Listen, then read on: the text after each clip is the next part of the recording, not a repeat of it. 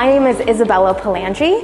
I am here at Торайғыров University. I'm doing a sort of internship for the next 2 weeks, but this is my 4th time in Kazakhstan. I've participated in 3 folklore expeditions here in Kazakhstan. The first one was last year, and then I had 2 other ones this year. First was to East Kazakhstan, and the second one was here in Pavlodar Oblast. I personally am a PhD student back in the US at the University of Wisconsin in Madison, and I study Russian literature and folklore. Меня зовут Изабелла.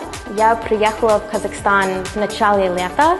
В этом году я съездила в 2 экспедиции. Я приехала недавно в Павлодар, чтобы проходить стажировку в Торайғыров университете. Изучаю русскую литературу и фольклор.